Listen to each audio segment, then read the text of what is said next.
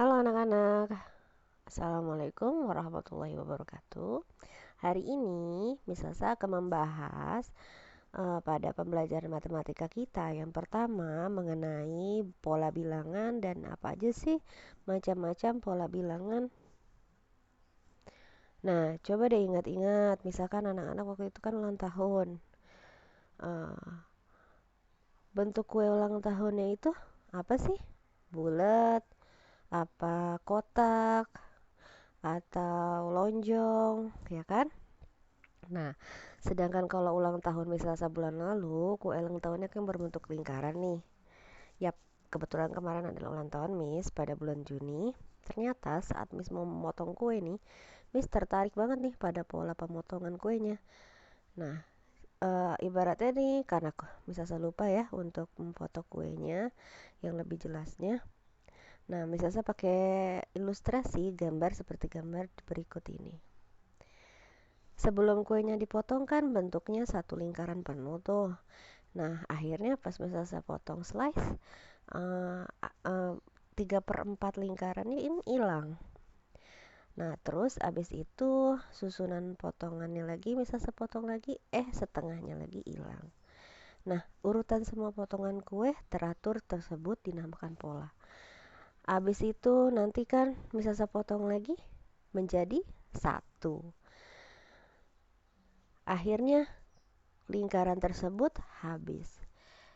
Ya, kalau dalam matematika kita mengenalnya dengan pola bilangan. Selanjutnya kita kenalan dulu yuk dengan jenis-jenis pola bilangan.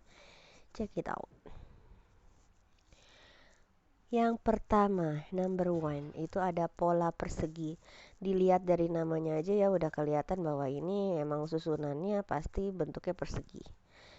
Nah, ya, pola persegi itu adalah suatu pola yang tersusun dari beberapa angka berdasarkan rumus sama dengan N pangkat 2.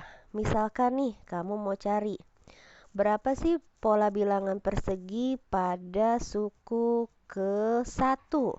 Berarti kan N itu sama aja 1, ya kan? Masukin nih rumusnya. 1/2 sama dengan 1. Kalau kamu nggak ngerti 1/2 apaan sih, Mix? Ya, dikali bilangan tersebut. 1 dikali 1 sama dengan 1. Kita buktiin lagi. Suku keempat pada bilangan persegi ini adalah berapa sih hasilnya? Nih gambar yang kedua ada 4 lingkaran kan yang berbentuk persegi. Nah, 4/2 berapa? Ya, betul. 4 dikali 4 sama dengan 16. Lanjut, suku yang ketiga ada 9. Nah, 9 itu berarti bilangannya N-nya masukin 9. 9 di pangkat 2 atau 9 kali 9 sama dengan 81. Begitu seterusnya. Tetapi bagaimana nih guys kalau kamu disuruh menentukan suku pola bilangan persegi yang ke-25? Ya, masukin aja lagi rumusnya. Jadi, N pangkat 2 sama dengan, sorry ya ini misalnya susah untuk jadiin pangkat.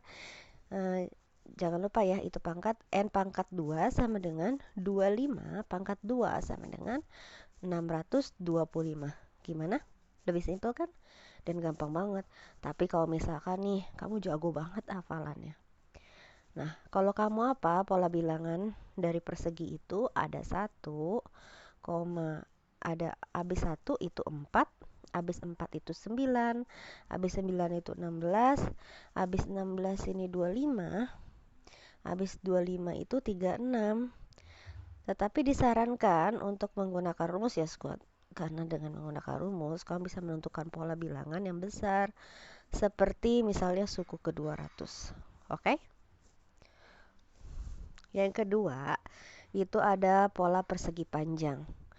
Ya iyalah, pasti gantilah bentuknya. Yang tadinya tadi persegi kan sekarang jadi persegi panjang.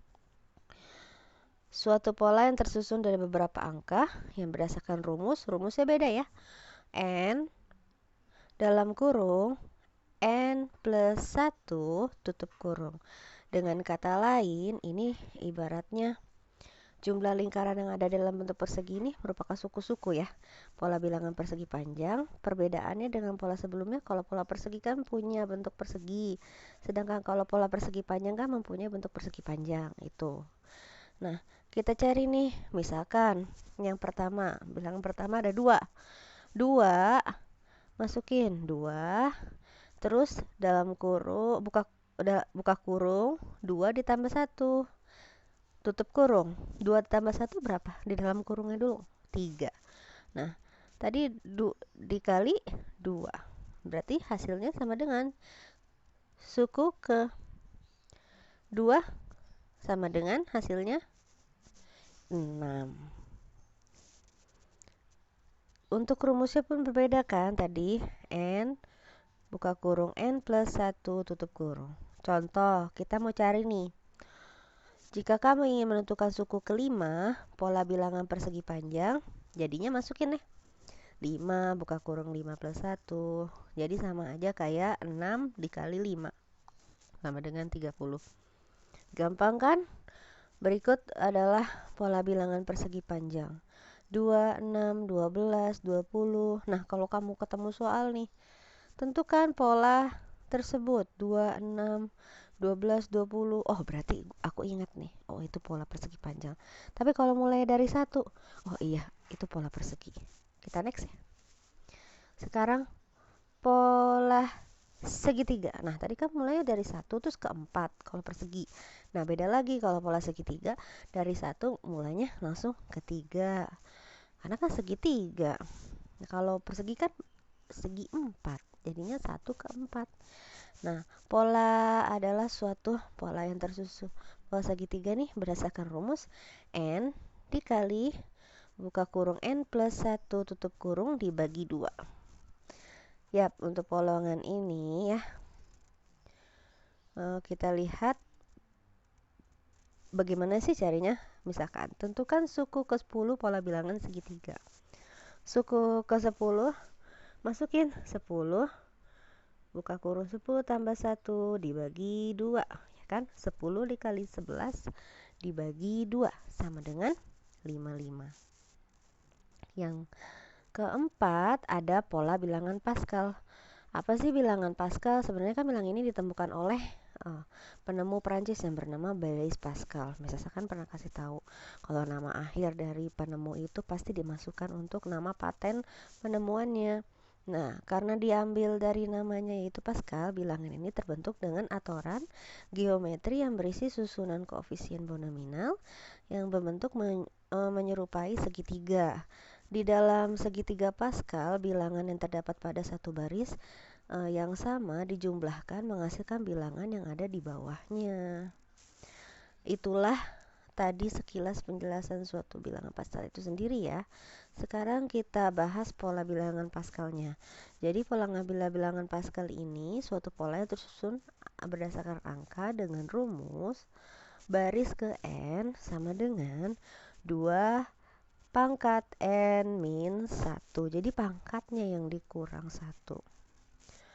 Nih, kita lihat ya susunannya. Kayak dia ngebentuk piramid yang dimana selalu dimulai dengan angka 1 di sebelah kiri dan kanannya. Tetapi angka yang di bawahnya itu merupakan hasil dari angka perhitungan pangkat yang dihasilkan dari penambahan angka-angka pada baris tersebut. Kamu perhatiin. Berdasarkan gambar di atas ya, pola bilangan Pascal yaitu jumlah seluruh bilangan yang ada pada baris yang sama ya. Pada baris kelima lihat deh. Itu kan setelah dijumlahkan 1 ditambah 4 ditambah 6 ditambah 4 ditambah 1 hasilnya 16. Nah, berarti sama dengan 2 pangkat 4, ya kan? Atau kamu juga dapat langsung menggunakan rumus yaitu 2N min 1. Misalkan kamu ingin mencari suku ke-10. Kamu bisa langsung masukkan ke dalam rumusnya aja. 2 pangkat 10 dikurang 1. Jadi sama aja kayak 2 pangkat 9 kan. Jadi 2 pangkat 9 hasilnya 5, 1, 2. Berikut pola bilangan Pascal 1, 2, 4, 8, 16, 32, dan 64, dan seterusnya. Nah, di sini nih ada contoh lagi gimana sih menentukan yang kelima pola yang belum tahu ini polanya apa. Misalnya dua suku berikut dari barisan 5, 10, 16, 23 adalah jawabannya mana nih? A, B, C, atau D? Kita jawab ya. 5 ke 10 itu bertambah angkanya 5. 10 ke 16 itu bertambah angkanya 6. 16 ke 7 bertambah angkanya 16 ke 23 bertambah angkanya 7. Jadi ada runtutan ya. 5, 6, 7, 8, 9. Nah, kalian harus pakai logika kalau bentuk polanya tidak disebutkan. Jadi nggak bisa pakai rumus kan?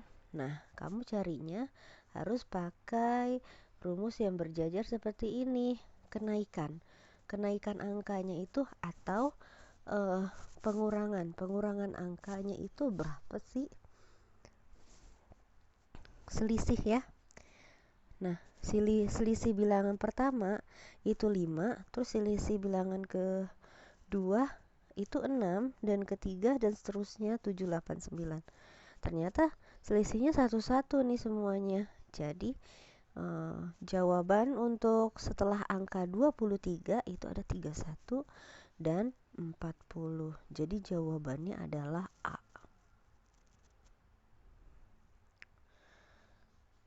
Atau langkah kedua, cara yang kedua nih.